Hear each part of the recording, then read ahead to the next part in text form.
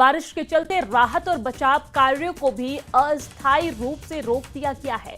मौसम विभाग की माने तो 21 अप्रैल तक यानी आज तक बारिश को जो सिलसिला है वो जारी रह सकता है, जिसकी वजह से कश्मीर के साथ रामबन और किश्तवाड़ जिले में अलर्ट भी जारी किया गया है।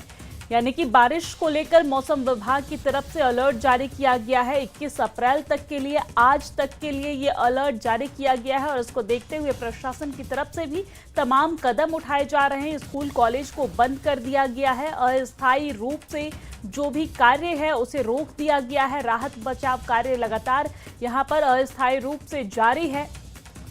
और आपको बता दें कि मौसम विभाग की माने तो 21 अप्रैल तक यानी कि आज तक बारिश का जो सिलसिला है वो यूं ही जारी रह सकता है, जिसकी वजह से कश्मीर के साथ रामबन और किश्तवाड़ जिलों में भी अलर्ट जारी किया गया है। प्रशासन ने लोगों से सतर्क रहने की अपील की है, सुरक्षित रहने की अपील की है।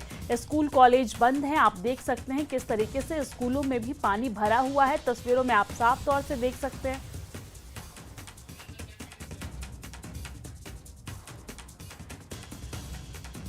उप मुख्यमंत्री सुरेंद्र चौधरी ने रामबन और बनिहाल के विधायक के साथ रामबन का दौरा किया है और भारी बारिश से हुए नुकसान का जायजा उन्होंने लिया है। सुरेंद्र चौधरी ने रामबन में स्थिति की समीक्षा की और कहा कि बादल फटने से 3 लोगों की मौत हुई है और घरों और बुनियादी ढांचों को नुकसान पहुंचा है। उप मुख्यमंत्री ने भरोसा दिया है कि सरकार शोक संतप्त परिवारों के साथ खड़ी है और हर संभव सहायता प्रदान करेगी और भविष्य में ऐसी घटनाओं को रोकने की दिशा में काम भी सरकार के द्वारा की जाएगी। सुरेंद्र चौधरी ने अधिकारियों को त्रासदी के कारणों की पहचान करने और प्रभावित लोगों को तुरंत चिकित्सा सहायता प्रदान करने के प्रयास में तेजी लाने के निर्देश दिए हैं। उन्होंने शोक संतप्त परिवारों से मुलाकात की, संवेदना व्यक्त की और उन्हें इस कठिन समय के दौरान सरकार के समर्थन का आश्वासन दिया है। हालात जो देख रहा हूं, हालात बड़े खराब हैं और कुदरत के साथ एक लड़ाई है। कुदरत के साथ सब जो कुछ किया है, अब कुदरत के साथ तो हम लड़ नहीं सकते, लेकिन मेरा आने का मकसद यहाँ एक ही है कि लोगों को ये दिखा दें, उनको एक हौसला दें कि ये गवर्नमेंट, उमर अब्दुल्ला सरकार आपके साथ है। हम लोग आपके इस दुख की घड़ी में आपके साथ हैं। कि लोगों को यकीन दिलाऊंगा कि आप ये मत सोचें कि हम खाली यहाँ से घूम के चले जाएंगे। अगर जो मेरे नोटिस में ये चीज़ें ब्रिजेस के नीचे कोई दीवारें लगाई गई हैं, कोई इन्होंने ऐसा कुछ चीज़ें खड़ी की हैं जिससे पानी का नाले का जो कोर्स था, उसका रास्ता वो बंद किया गया है। मैं कल ही नेशनल हाईवे अथॉरिटी के जो आरओ हैं उनको बुलाऊंगा अपने ऑफिस में और मैं अपने डिपार्टमेंट को भी कहूंगा कि इन टच में रहें और ये रास्तों को खोलें ताकि लोगों को असुविधा ना हो। लेकिन बदकिस्मती है, बड़ा अफसोस है कि 3 लोगों की जानें भी गई हैं, काफ़ी सारे लोगों का बहुत गई, जैसे धर्मकुंड में, गूल में, बनहाल के अंदर। और अब मैं बनहाल में भी जाना चाहता था, लेकिन रास्ता आपके सामने यहाँ मैं खड़ा हूँ, यहाँ से आगे जा नहीं सकेगा। शहरी में काफ़ी सारे इलाके हैं जहाँ अभी डीसी साहब भी टूर पे हैं और पूरी एडमिनिस्ट्रेशन टूर पे है। अब जो भी रिपोर्ट आएगी उसके बाद ही कोई फैसला होगा। लेकिन मैं एक चीज़ लोगों को आपके माध्यम से यकीन दिलाना चाहता हूँ कि सरकार आप इसके दुख की घड़ी में आपके साथ है। हमारे साथ जुड़ गए हैं बिलाल, क्या कुछ मामले को लेकर अपडेट है? 3 लोगों की मौत हो गई है, कई लोग घायल बताए जा रहे हैं, घायलों का अस्पताल में इलाज जारी है।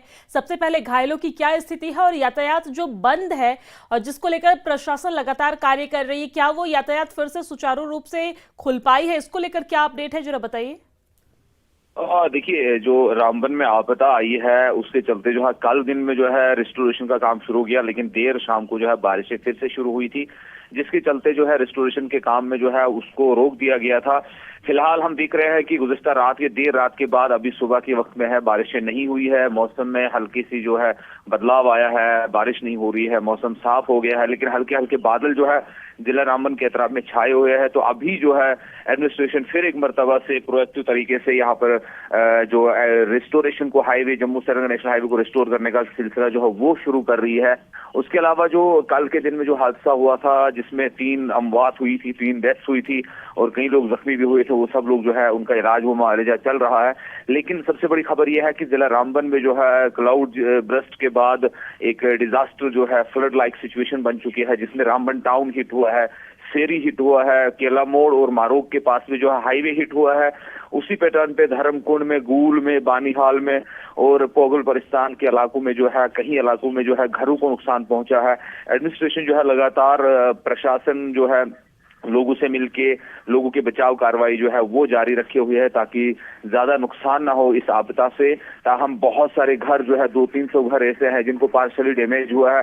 तकरीबन 100 के घर करीब जो है वो मुकम्मल तौर से तबाह हो गया है। जो अभी हमारे पास इनिशियल रिपोर्ट है, कल के दिन में सबसे ज्यादा जो फोकस था वो यही था कि जो डेथ्स हुई थी उनको वहां रेस्क्यू करना है। उसके बाद जम्मू श्रीनगर नेशनल हाईवे पर सबसे ज्यादा इम्पैक्ट है। बड़ी तादाद में गाड़ियां फंसी हुई है जिसमें ट्रक है, टूरिस्ट है, गुजरात के टूरिस्ट थे जिनसे हमारी बात हुई थी। उनका यही कहना था कि उन्हें जल्द से जल्द यहाँ से निकाला जाए क्योंकि वो एक डिफिकल्ट टेरेन में जो है वो फंसे हुए थे। तो एडमिनिस्ट्रेशन ने कोशिश की कि रात को उनको जो है कैटर करना है, उनको खाने पीने का और उनकी सेफ्टी को लेकर पुलिस, एडमिनिस्ट्रेशन और इंडियन आर्मी ने जो है प्रोएक्टिव तरीके से वहाँ नेशनल हाईवे पर काम किया। और अभी जो है सुबह के वक्त में मौसम में जरा सा सुधार आया है, तो अब उम्मीद यही की जाएगी कि रिस्टोरेशन का काम जो है वो जंगी पैमाने पर हो। इसके लिए जो हम देख रहे हैं कि एनडीआरएफ की टीम्स, यूटीडीआरएफ की टीम और लोकल केवाटी टीम्स भी हाईवे पे अलर्ट पे है ताकि किसी भी तरह की किसी पैसेंजर को कहीं पर कोई स्टक हो जाता है तो उसको उसकी मतलब इमीडिएट उसकी हेल्प की जाए।